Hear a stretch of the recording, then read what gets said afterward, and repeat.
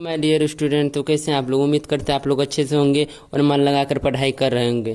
Class 10th का गणित NCERT प्रश्नावली 1.1 पढ़ने वाले हैं। इसमें 3 सवाल दिया हुआ और हमें तीनों का एचसीएफ निकालना है। बोल रहा है निम्नलिखित संख्या का एचसीएफ ज्ञात करने के लिए यूक्लिड विभाजन एलोगोरिथम का प्रयोग कीजिए। हमें इन तीनों का एचसीएफ निकालना है और कैसे निकालना, तो यूक्लिड विभाजन परिमिका का प्रयोग करके। तो चलिए निकालते हैं। लेकिन एचसीएफ निकालने से पहले कुछ बेसिक चीज जान लेते हैं। जैसे मान लीजिए हम 5 से भागा देते हैं 17 में, तो कितना बार में लगेगा, 5 तिया 15, तो हमारे ये 2 बच गया शेष। तो क्या होगा, भाज्य बराबर, देखिए ये हमारा हो गया 17 भाज्य, क्या हो गया भाज्य, और ये 5 क्या हो गया भाजक, 5 हो गया भाजक, और ये 3 हो गया भागफल, भागफल, और ये हमारा जो बचा 2, ये हो गया शेषफल, शेषफल। आप लोग ये पढ़े होंगे, भाज्य बराबर एक सूत्र होता है, भाज्य बराबर भाजक गुना भागफल जोड़ शेष। तो इसी को हम लोग लिखते हैं ए बराबर बी क्यू प्लस आर। देखिए ए का मतलब हुआ भाज्य और बी का मतलब हुआ भाजक और क्यू का मतलब हुआ भागफल और आर का मतलब हुआ शेषफल। इसी के अनुसार हम लोग मैथ बनाएंगे। तो चलिए बनाते हैं। ये फर्स्ट क्वेश्चन की ओर बढ़ते हैं। पहला क्वेश्चन क्या है, तो हम लिख लेते हैं। सबसे पहले 1 नंबर का है, तो लिख लेते हैं हल, लिख लिए हल। तो पहले लिखेंगे दिया है, तो क्या क्या दिया हुआ है पहले हम लिख लेते हैं। कितना है, 135 और 225, तो लिख लेते हैं 135 और 225। अब देखिए हमें ये इन दोनों का एचसीएफ निकालना है, तो लिखेंगे क्या, यूक्लिड, लिखेंगे यूक्लिड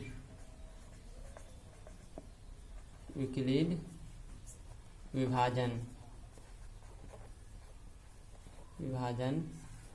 परमिका से।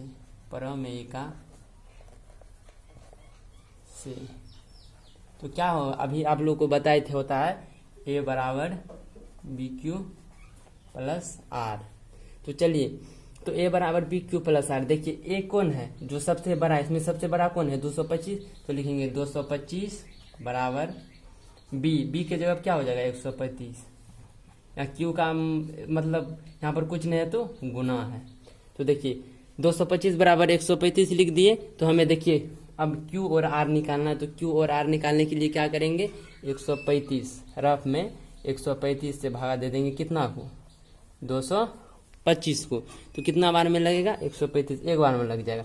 2 बार में यदि लगाते हैं तो हो जाएगा 270। तो एक बार में लगेगा 135, 0, अब 12 में 9 गया, 12 में 3 गया 9, तो 90 हो गया। देखिए ये जो है हमारा, ये हो गया क्यू, ये हो गया क्यू, और ये शेष जो बचा ये हो गया आर। तो क्यू कितना है 1 लिख दिए, प्लस शेषफल का मतलब आर का मतलब कितना निकला अभी 90, तो लिख दिए 90।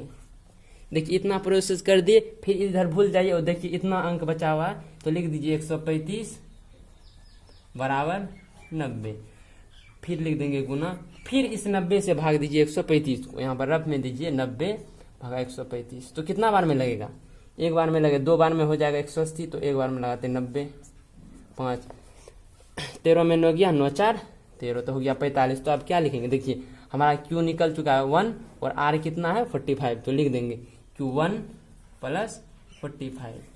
और फिर लिखेंगे, देखिए जब तक 0 नहीं आए तब तक संख्या को लेते रहेंगे। अब लिखेंगे 90 बराबर 45।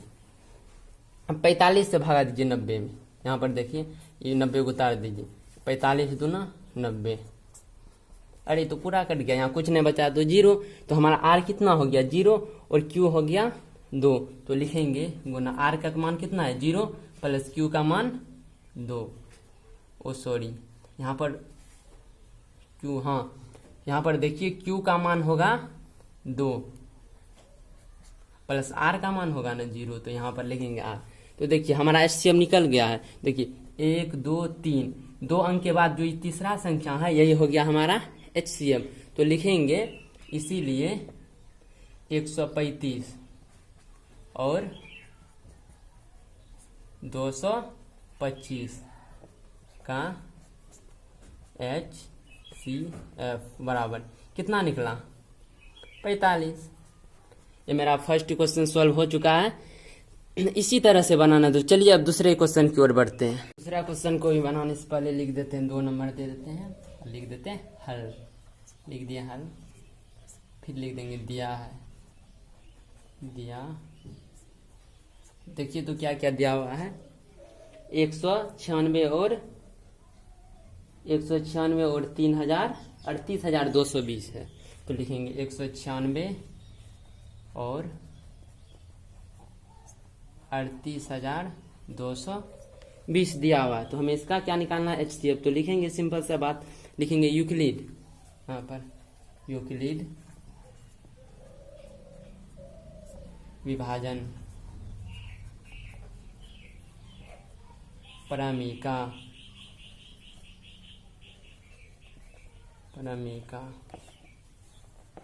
से क्या होता है, अभी बताए थे A बराबर BQ प्लस R। तो लिखिए A का मान कितना है, सबसे बड़ा इसमें कौन है, 38,220। तो लिखेंगे 38,220 गुना बराबर B का मान कितना है 196 गुना। अब देखिए Q और R निकालने के लिए हमें क्या करना होगा, 196 से भाग देना होगा किसको, तो 38,220 को। तो चलिए भाग देते हैं, यहाँ रफ में दे देते हैं 196 38,220। तो देखिए तो कितना बार में लगेगा, 2 बार में ज़्यादा हो जाएगा, लगता है 1 बार में लगेगा। तो चलिए 1 बार में लगाते हैं। और देखिए 12 में 6 गया, 6 यहाँ कितना बच गया 7, 17 में 9 गया, 9 8 17, यहाँ कितना 2 में 1 होता है 186। तो 1 अंक 2 उतर जाएगा। तो कितना बार में लगेगा, 4 बार में नहीं, 5 बार में लगाते हैं। 5 बार में लगेगा, 5 बार में 19 25 95 नहीं 9 बार में लगेगा। तो चलिए 9 बार में लगाते हैं। क्या होगा, 9 6 के 54 के 4 हासिल 5, 9 81 5 86 के 6 हासिल 8, एक बार में पढ़ेंगे 9 का 9 8 17, 12 में से 4 गया 8, यहाँ कितना बचा 5, 15 में 6 गया 9, कट जाएगा, यहाँ दे गया 0। ये कितना बार में अब लगेगा, तो अब लगाते हैं 5, हाँ 5 बार में लग जाएगा। 5 6 के 30 का 0 हासिल 3, और 19 25 95 और 3 98। अरे ये तो पूरा कट गया, ये पूरा कट गया मतलब कुछ नहीं बता, 0 बच गया। तो चलिए लिखते हैं, यहाँ पर देखिए हमारा ये निकल चुका है। ये क्या है, Q और R है, R कुछ नहीं तो 0 है। तो लिखेंगे तो Q कितना है, Q लिखेंगे 195 प्लस R कितना है शेष। अब बताए थे 3 अंक के बाद, देखिए 1 2 तीसरा जो है यही हमारा हो गया HCF। तो लिखेंगे इसीलिए 196 और 38,220 का HCF बराबर कितना निकला 196। ये हो गया हमारा आंसर। तो चलिए 2 सवाल बन गया, तीसरा सवाल भी सेम ऐसे ही बनेगा। तीसरा क्वेश्चन सॉल्व करते हैं। देखिए यहाँ पर दे दे 3 नंबर, देखिए लिखेंगे हल, क्या लिख दिया हल, दिया है। क्या क्या दिया हुआ पहले देख लीजिए, तो कितना है वो 867 और 255। तो लिखिए 867 और 255 लिख दिया। अब लिखेंगे यूक्लिड विभाजन पारमीका से पारमीका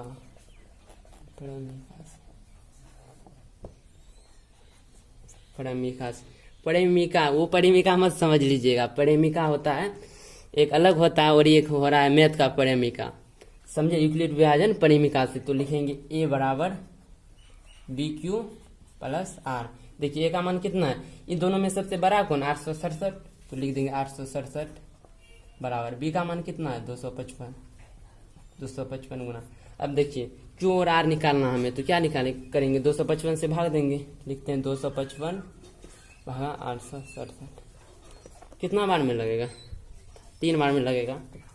3 5 15 5 3 5 15 116 और 3 2 6 1 7 765, 7 में 5 गया 2, 6 में 6 गया 0, 102 हो गया। तो लिखेंगे यहाँ लिखेंगे आर का मान कितना निकल गया, क्यू का मान निकल गया 3 प्लस 102। फिर लिखेंगे 255 बराबर 102। फिर 102 से भागा दीजिए, 255 में कितना बार में लगेगा, 2 बार में, हाँ 204। एक सिर्फ कितना बच गया 51, तो लिखेंगे 2 प्लस 51। तो फिर लिखेंगे 102 बराबर 51। 51 से कितना बार में लगेगा 102, देखते हैं। हाँ लग जाएगा 2 बार में, हाँ 2 5 दूना 10, हाँ ये तो 2 बार में पूरा लग गया, शेष कुछ नहीं बचा। तो लिखेंगे 2 प्लस, क्या बताए थे 3 अंक के बाद, देखिए 1 2 तीसरा, ये क्या हो गया हमारा HCF। तो लिखेंगे इसीलिए 867 और 255 का HCF बराबर कितना निकला, तो लिख देते हैं बराबर 51। ये हो गया हमारा आंसर। तो चलिए 3 सवाल हो गया हल। तो चलिए अब दूसरा सवाल की ओर बढ़ते हैं। 2 नंबर का क्वेश्चन क्या बोला है, दर्शाइए कि धनात्मक विषम पूर्णांक 6q+1 या 6q+3 या 6q+5 के रूप का होता है। जांच कीजिए q कोई पूर्णांक है। तो चलिए इसे हल करते हैं। नंबर क्वेश्चन क्या बोल रहा है, दर्शाइए कि कोई भी धनात्मक विषम पूर्णांक 6q+1 या 6q+3 या 6q+5 का रूप होगा। तो क्या है, लिख लेते हैं धनात्मक, माना कि धनात्मक, हाँ लिख देते हैं धनात्मक विषम पूर्णांक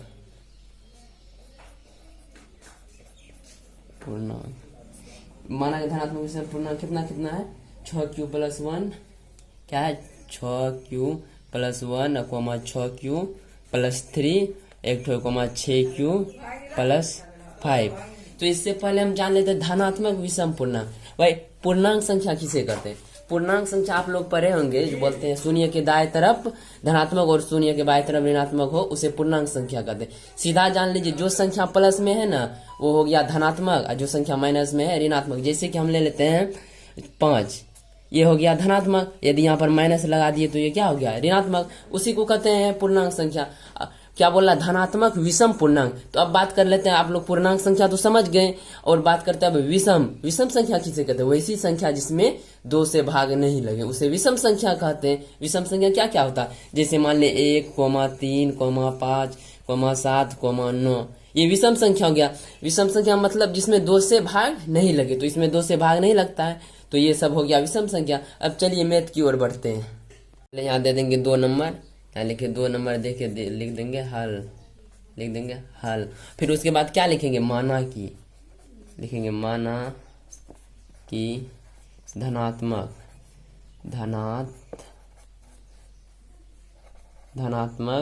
विषम पूर्णांक लिखेंगे। माना कि धनात्मक विषम पूर्णांक कौन कौन मान लेंगे, विषम संख्या कौन कौन होता है, 1 के बाद 3 जिसमें 2 से भाग नहीं लगे, 3 में भी नहीं लगेगा, 4, फिर 5 हो जाएगा, फिर 5 के बाद 7, 7 के बाद 9, फिर 9 के बाद एक हो जाएगा 11, 11 के बाद कितना हो जाएगा 13, 13 में भी नहीं लगेगा, 15 में भी नहीं लगेगा, फिर उसके बाद 17, फिर 19 डॉट है यहाँ लिख दिए। माना कि धनात्मक विषम पूर्णांक इतना डॉट है। अब लिखेंगे क्या, अब जो संख्या लिखे सेम उसी को लिख दिए। यहाँ लिखेंगे 1, यहाँ लिखेंगे 1 बराबर, या फिर कितना है 3 बराबर, फिर 5 बराबर 7, फिर बराबर कितना 9 बराबर 11 बराबर 13 बराबर 15 बराबर 17, 15 है ना, फिर 15 का बाद लिख देंगे 17, फिर बराबर 19। इतना आप लोग ले लीजिएगा, हम 19 तक ही ले रहे हैं। फिर इतना लिख देंगे। अब लिखेंगे यहाँ पर 1 है ना, तो यहाँ पर लिखेंगे 6 गुना 0 प्लस 1। देखिए 6 को गुना करेंगे 0 से तो 0 हो जाएगा। देखिए इस 6 से भाग देना हमको 1 में, तो देखिए 6 से भाग लगेगा, 1 में नहीं, 1 से भाग लगेगा 6 में, तो इसीलिए लिखे 6 गुना 0 प्लस 1। यहाँ 3 है तो यहाँ लिख देते 6 गुना 3 प्लस, नहीं 6 गुना 0 प्लस 3। यहाँ पर 5 है तो 6 से छोटा है तो लिखेंगे 6 गुना 0 प्लस 5। अब यहाँ देखो, यहाँ 7 है ना तो लिखेंगे 6 गुना 1 प्लस 1। देखो ये हम क्यों लिख रहे हैं, देखो इस 6 से ना सभी अंक में भाग दे रहे हैं, जितना भी विषम संख्या है सब में हम भाग दे रहे हैं। जैसे यहाँ पर ना ये 6 है ना, 6 से अभी 7 में भाग देंगे। यहाँ पर देख लो 6 से अभी हम यहाँ 6 से 7 को भाग दे रहे हैं, दिए 7 में, एक बार में लगा 6 एकम 6।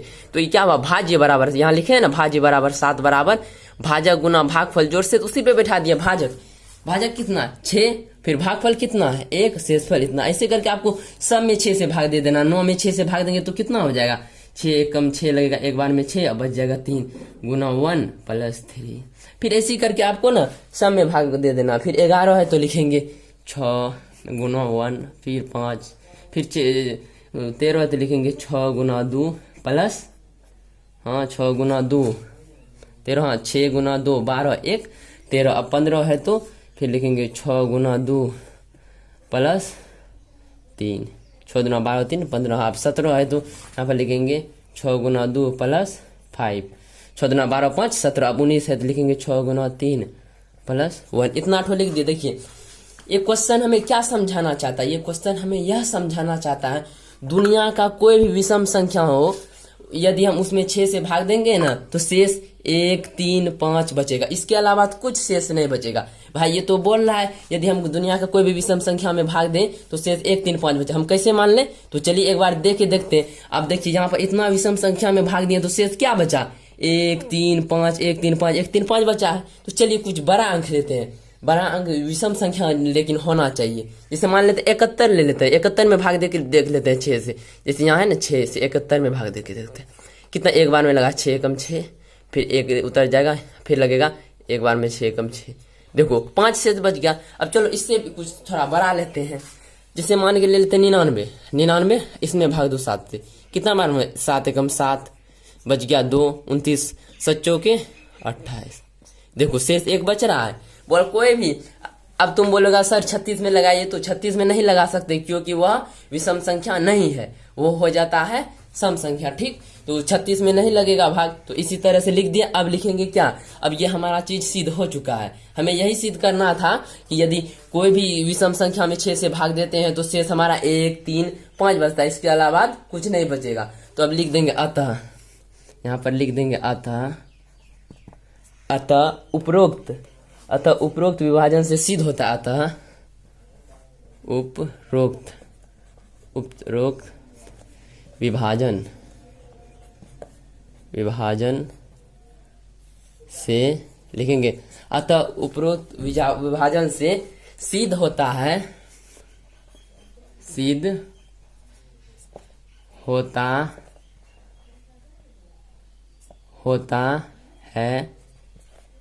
होता है कि कोई भी धनात्मक, सिद्ध होता है कोई भी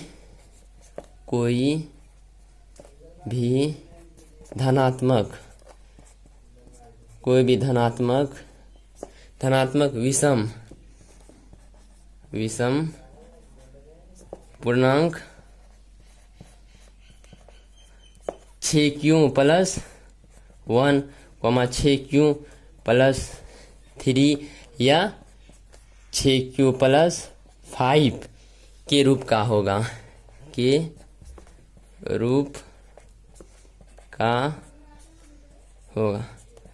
तो हमारा 2 नंबर क्वेश्चन सिद्ध करना तो हो गया है, 2 नंबर क्वेश्चन। तो चलिए अब 3 नंबर क्वेश्चन बनाते हैं। अब 3 नंबर का क्वेश्चन क्या बोल रहा है किसी परेड में 616 सदस्यों वाली एक सेना आर्मी की टुकड़ी को 32 सदस्यों वाली एक आर्मी बैंड के पीछे मार्च करना है। दोनों समूह को समान संख्या वाले स्तंभों में मार्च करना है। उन स्तंभों की अधिकतम संख्या क्या होगी जिसमें वो मार्च कर सकते हैं। देखिए जब भी हमें अधिकतम संख्या बोले तो हमें क्या करना है, मोसो निकालना है। तो हमें समझ जाना, अरे अधिकतम संख्या बोल रहा है तो हमें मोसो निकालना है। तो चलिए निकालते हैं। कितना नंबर क्वेश्चन है ये क्वेश्चन है 3 नंबर। तो यहाँ दे देते 3 नंबर और 3 नंबर दे देते हैं और लिख देते हैं हल। तो क्या लिखेंगे, पहले लिखेंगे कुल सदस्य। कुल सदस्य कितना 616, तो लिखेंगे कुल सदस्यों। कुल सदस्यों, कुल सदस्य है 616, 616 है कुल ये सदस्य। फिर उसके बाद मार्च लगाना है ना, तो कितना पर, तो लगा आर्मी बैंड। आर्मी बैंड कितना है 32, तो लिखेंगे आर्मी बैंड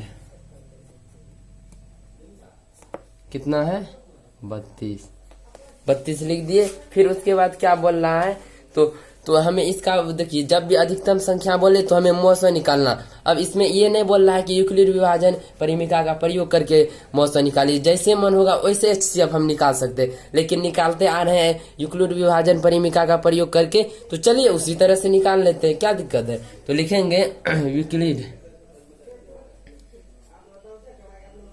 यूक्लिड विभाजन परिमिका से परिमिका क्या होता है, यूक्लिड विभाजन परिमिका से होता है a बराबर बी क्यू प्लस आर। तो यहाँ लिख देंगे सिंपल a बराबर बी क्यू प्लस आर। अब देखिए a कौन है b कौन है, सबसे बड़ा जो वो है a, तो लिखेंगे 616 बराबर b का मान कितना है 32। अब देखिए हमें q और r निकालना है, तो q r निकालने के लिए क्या करेंगे, 32 से भाग देंगे 616 में, तो चलिए देते हैं, यहाँ से देंगे 32 भागा 616। देखिए तो कितना बार में एक बार में लग जाएगा 32, हाँ एक बार में लग जाएगा कितना 11, 11 में 2 गया 9, यहाँ कितना बच गया 5, 5 में 3 गया 2, 29, यहाँ फिर उतर गया 6। तो कितना बार में लगेगा, देखिए तो 8, 9 बार में लग जाएगा, लगाते हैं 9 बार में, 9 दूना 18, 8 हाथ से 1, फिर 9 तिया 27, 1 28, कितना हुआ 16 में 8 गया 8, यहाँ कितना बच गया 8, वही तो कट गया, सिर्फ 8 बच गया। तो लिखेंगे यहाँ देखिए हमारा Q का मान निकल चुका, Q कितना है 19 और R कितना 8, तो लिखेंगे Q कितना निकला, Q निकल चुका हमारा 19 प्लस R कितना है R 8। अब फिर लिखेंगे क्या, ये 32 बराबर 8। अब फिर लिख देंगे ये 32, इसको हटा दीजिए 616 को हटा के, अब लिखेंगे 32 बराबर 8, यहाँ लिख देंगे 32 बराबर, फिर 8 से भागा देंगे, इस 8 से भागा देंगे 32 में, कितना बार में लगेगा 4 में 8 चौके 32, ये तो पूरा कट गया, शेष कुछ नहीं बचा तो 0। तो लिखेंगे हमारा Q कितना निकला, तो Q निकला 4 और शेष कितना निकला, ओ यहाँ पर गुना होगा ना, लिखेंगे गुना। और फिर हमारा Q कितना निकला, R कितना निकला 0, कुछ नहीं बचा शेष, तो लिख देंगे 0।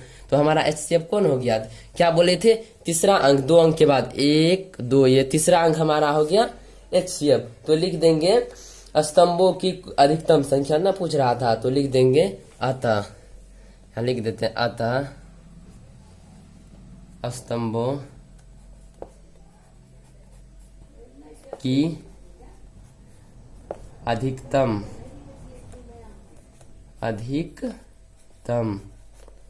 संख्या कितना हो, अधिकतम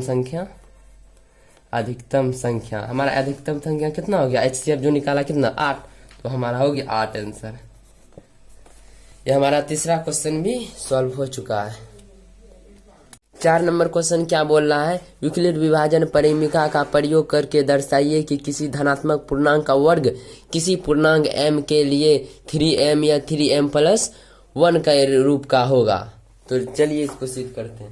तो क्या है, तो क्वेश्चन में बोल रहा है यूक्लिड विभाजन परिमिका का प्रयोग करके दर्शाना है ना, तो यहाँ पर लिखेंगे कितना नंबर क्वेश्चन है, 4 नंबर, तो यहाँ दे देते 4 नंबर क्वेश्चन दे दिए, यहाँ लिख देते हैं हल। फिर 4 नंबर क्वेश्चन देखिए क्या बोल रहा है, लिखेंगे माना कि धनात्मक विषम पूर्णांक, यहाँ पर लिखेंगे माना कि, यहाँ लिखेंगे माना कि धनात्मक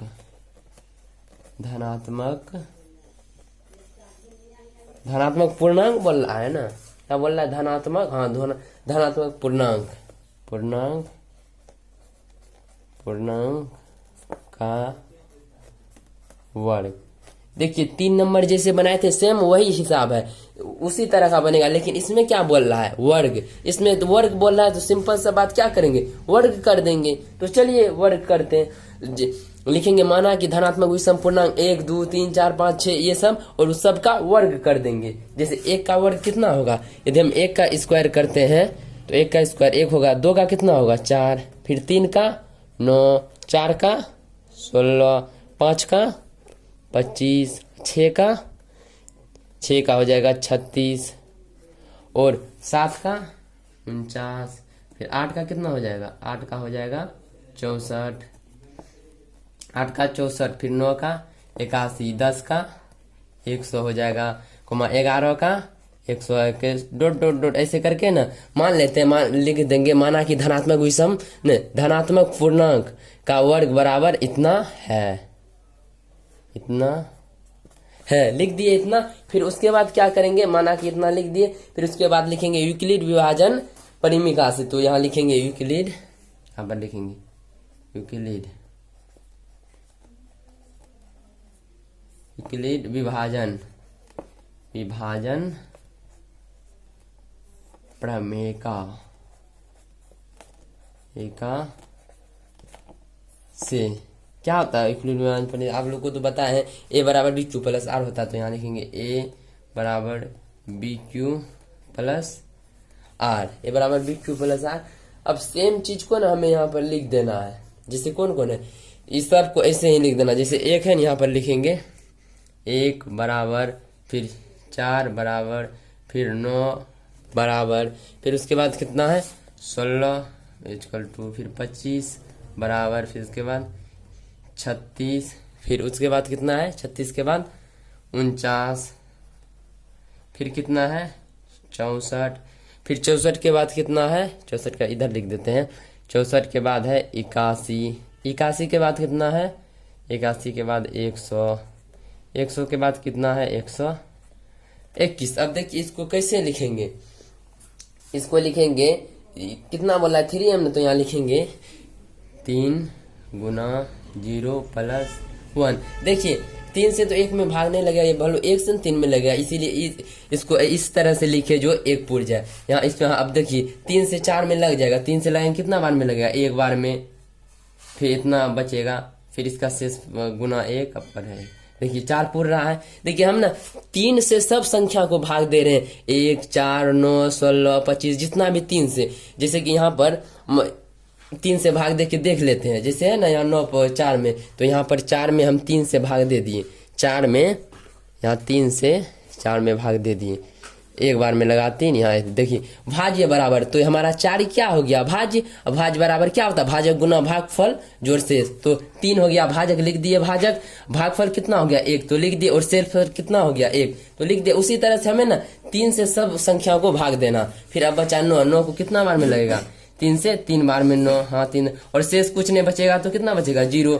फिर 3 से भाग देंगे 16 में, कितना बार में लगेगा 3, हाँ 3 5 15 प्लस 1 हो जाता है 16। फिर 25 में देंगे 3 8 24, 3 8 24 प्लस 1 करेंगे तो 25 हो जाएगा। फिर 36 में कितना है, यहाँ देखिए 3 से एक बार में 3 का 3 3 12 3 36, शेष बचा कुछ नहीं तो 0। फिर 64 में भाग दीजिए, फिर 64 में भाग देंगे तो कितना बार में लगेगा, हाँ 21 33, नहीं 36 के बाद अब देना है 49 में ना, हाँ फिर 36 के बाद 49 में देंगे तो कितना बार में लगेगा 16 तिया, यहाँ लिखेंगे 3 से लगेगा 16, 16 तिया 48 प्लस 1 कर देंगे तो 49। अब देखिए अब 64 में कितना बार में लगेगा 64, हाँ 21 तिया 30, हाँ 21 तिया, फिर 3 से 21 प्लस 1 कर दिए। फिर उसके बाद कितना है, उसके बाद कितना, हाँ 64 के बाद 81 में कितना से लगेगा 3, हाँ 27 से लग जाएगा, 3 गुना 27 प्लस 1 कर दिए। फिर उसके बाद 100 से कितना बार में लगेगा 100 में लगेगा 3 से 30 बार में प्लस 1। फिर उसके बाद कितना 121 कितना बार में लगेगा 48, यहाँ लिख देते 3 गुना 48 प्लस 1। देखिए इस सब को इस तरह से लिखे, इस सब को तोड़ेंगे तो उतना पुर जाएगा ना। देखिए ये क्वेश्चन हमें यह समझाना चाहता है, हम किसी भी संख्या प्राकृतिक संख्या के वर्ग में यदि 3 से भाग देंगे तो शेष 1 या 0 बचेगा, उसके अलावा कुछ शेष नहीं बचेगा। बोल तो रहा है लेकिन एक बार चेक कर लेते हैं ये सही बोल रहा है कि झूठ बोल रहा है। मान लीजिए हम कोई भी संख्या ले लेते, गिनती 1 2 3 4 होता है ना, मतलब उसका वर्ग में हमें भाग देना। तो जैसे कि यहाँ पर तो देखिए समझाया, जैसे देखिए 9 में भी दिए तो शेष 0 बचा, या बड़ी संख्या 100 में भी भाग दिए तो शेष हमारा 1 बचा, 121 में भी भाग दिए तो शेष हमारा 1 ही बचा। ये इस मैथ का कहना यही है, यदि हम किसी भी प्राकृतिक संख्या का वर्ग में 3 से भाग देंगे तो शेष 1 या 0 बचेगा। तो हम लिख देंगे, अब हो गया हमारा क्वेश्चन, तो अब लिख देंगे अतः, यहाँ पर लिख देते हैं अतः। अतः दर्शाता है, लिखेंगे अतः उपरोक्त विभाजन, अतः उपरोक्त विभाजन दर्शाता है, यहाँ लिखेंगे अतः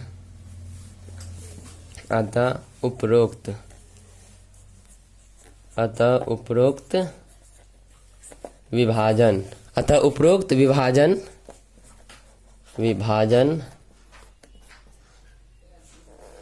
अतः उपरोक्त विभाजन दर्शाता है कि, देखेंगे अतः उपरोक्त विभाजन दर्शाता, देखेंगे दर्शाता है, अतः उपरोक्त विभाजन दर्शाता है कि किसी भी धनात्मक संख्या का वर्ग, लिखेंगे किसी भी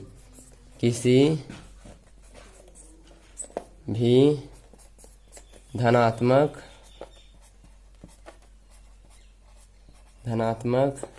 संख्या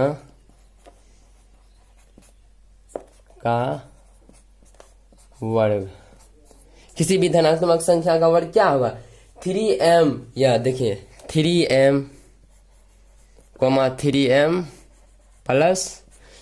प्लस 1 के रूप का होता है, कि 3m प्लस 1 के रूप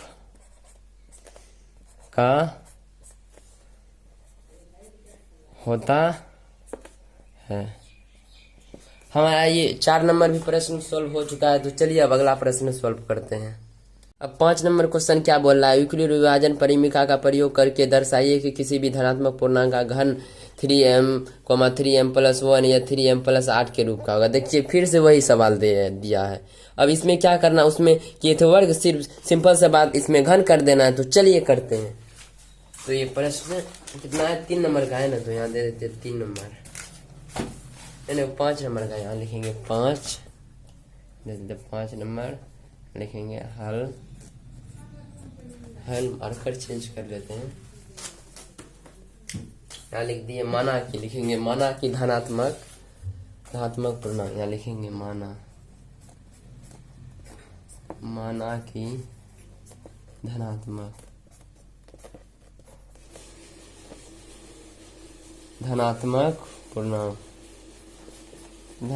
पूर्णांक पता है तो कुछ भी मान, धनात्मक पूर्णांक 1 2 3 4 5 6 7 8, फिर उसके बाद 8 9 10 जहाँ तक ले सकते हैं।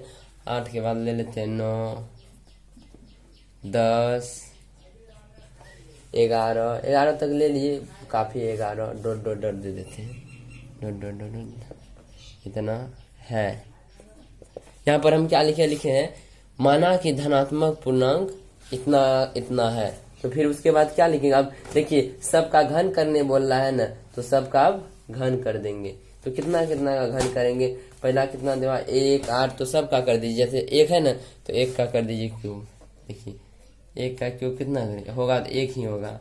फिर कर दीजिए 2 का कितना होगा, 2 का हो जाएगा 8, 2 का हो जाएगा 8, 3 का कितना हो जाएगा, 3 3 9 27। फिर उसके बाद कितना है 4 का कितना हो जाएगा, 4 चौके 16, 16 चौके 64। फिर 5 का कितना हो जाएगा, 5 25 125। फिर 6 का कितना हो जाएगा, 6 का हो जाएगा 200, 6 का 6 हाँ 216 हो जाएगा। फिर 7 का कितना हो जाएगा, 7 का क्यूब हो जाएगा 7 7 49, हाँ 7 7 49, हाँ 343 हो जाएगा, 512 हो जाएगा। अरे 6 का कितना, 6 का हो जाएगा हमारा, हाँ ठीक है 6 का, और हमारा 7 का हो जाएगा 343। 7 का कितना हो गया 343, और 8 का कितना हो जाएगा, 8 का क्यों बराबर, 8 का कितना हो जाएगा, 8 का हो जाएगा वही 8 का हो जाएगा 700, 512 हो जाएगा। 8 का हो जाएगा 512, 8 का 512। फिर 9 का कितना हो जाएगा, 9 का हो जाएगा हमारा 729। हाँ 9 का हो जाएगा 729 हो जाएगा। अब देखिए इस सबको अब वैसे करके तोड़ के लिखना है। कैसे लिखेंगे, तो यहाँ पर लिखेंगे एक है न सबके बराबर, यहाँ लिखेंगे 9, यहाँ 9 गुना 0 प्लस 1, यहाँ सब में 9 से भाग, 8 में 9 से नहीं लगेगा भाग, तो यहाँ लिखेंगे 9 गुना 0 प्लस 8। फिर कितना 27 में लग जाएगा, कितना 9 तिया 27, 3 बार में लग जाता है ना 27 में, 9 तिया 27। हाँ लिख दे 9 गुना 3, शेष कुछ नहीं बचा 0। फिर इसमें देखिए तो फिर उसके बाद दे देंगे 9 से भागे 64 में कितना बार में लगेगा, 9 का 9 18, हाँ फिर 9 से 7 बार में 9 सते 63 प्लस 1। अब बोलिएगा सर 9 से क्यों भाग दे रहे हैं, देखो 9 से इसीलिए भाग दे रहे हैं, देखिए क्वेश्चन में ही बोल रहा है संख्या 9m, 9m प्लस 1 या 9m प्लस 8 का रूप का होगा, इसीलिए हम सब में 9 से भाग दे रहे हैं। अब देखिए अब कितना 125 में 9 से भाग देंगे, आप लोग दे दीजिएगा 9 से देंगे तो हम देंगे जो 13 बार में, 13 से कितना बार में, हाँ 9 में देंगे 13 और 8 बार में। फिर उसके बाद कितना है, उसके बाद है 36, 125 के बाद 216 में कितना लगेगा 9 लगेगा 24 बार में, 24 प्लस शेष कितना बचेगा, 9 से 24 बार में लगेगा ना 616 में, फिर शेष बच जाएगा 8। फिर से 343 कितना 24 बार में हो जाएगा, 27 इसमें कितना में बार में लगेगा, 343 में लगेगा 38 बार में, वो 38 बार में लगेगा ना 38 बार में। और हमारा शेष कितना बचेगा, शेष बचेगा 1। अब लगाते 512 में कितना बार में लगेगा, लिख देते 9 गुना 56, 9 गुना 56 कितना बार में लग रहा है, 512 में 8 बार में प्लस 8। फिर उसके बाद कितना 729 से कितना बार में लगेगा, फिर लिख देते हैं 729 से लग जाएगा भाई 81 गुना 9 प्लस 0। आप लोग ना सब में भाग दे के लिख दीजिएगा। देखिए ये क्वेश्चन हमें यह बताना चाहता है किसी भी संख्या, किसी प्राकृतिक संख्या के घन में यदि हम 9 से भाग देंगे तो शेष हमारा क्या क्या बचेगा, हमारा शेष बचने वाला है। देखिए ये क्वेश्चन ही बोल रहा है, क्वेश्चन बोला है हाँ यदि हम किसी भी प्राकृतिक संख्या के घन में यदि भाग देंगे तो शेष हमारा बचेगा 1 बचेगा, या फिर 8 बचेगा, या फिर 0 बचेगा, इसके अलावा कुछ नहीं बचेगा। कितना बचेगा, 1 बचेगा या 8 बचेगा शेष, या तो 0 बचेगा, 3 ही शेष बचेगा 9 से। जैसे हम लोग तो भाग, जैसे मान लीजिए दे दीजिए कोई भी संख्या का घन में, जैसे 125 में 9 से भाग दिए तो कितना शेष बचा, 8 बचा। 216 में 9 से भाग दिए कितना, 8 बचा। फिर देखिए 343 में दिए तो कितना बचा, 1 बचा। और फिर यहाँ पर देखिए 12 में दिए तो कितना, 0 शेष बचा। उसी तरह से यदि हम किसी भी संख्या में देंगे भाग तो हमारा शेष 0 ही बचे। 125 में लग रहा है गड़बड़, रुकिए देख लेते हैं। 125 में 9 से 13 बार में प्लस 8 और 9 से, ठीक है, लेकिन हाँ इसमें 216 में 9 से 24, और यहाँ 0 होगा ना, देखिए मिस्टेक कर दिए थे, यहाँ 0 होगा ना 9 से, तो यहाँ पर 9 2 18 24 बार में पूरा कट जाता है, तो यहाँ पर 0 होगा। देखिए किसी विशेष में सब जगह बच रहा है 1 8, 0, फिर 1 8, 0, 1 8, 0 बच रहा है। तो हम किसी भी संख्या के घन में भाग देते हैं तो शेष कितना बचेगा, 1 बचेगा या 8 बचेगा या फिर 0 बचेगा। आप लोग भाग दे के देख सकते हैं, देख लीजिएगा। तो हमारा यह भी क्वेश्चन हो चुका है। तो अतः हम लिख देंगे अतः उपरोक्त विभाजन दर्शाता है, यहाँ लिख देंगे अतः उपरोक्त विभाजन, अतः उपरोक्त विभाजन दर्शाता है, क्या दर्शाता है, उपरोक्त विभाजन क्या दर्शाता है, दर्शाता है कि किसी भी धनात्मक पूर्णांक का घन लिखेंगे, किसी भी धनात्मक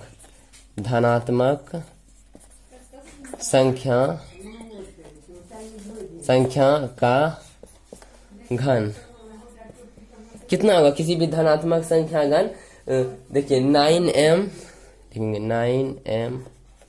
9m प्लस 1 या 9m प्लस 8 के रूप का होता है। तो हमारा ये लास्ट क्वेश्चन था, ये भी सॉल्व हो चुका है।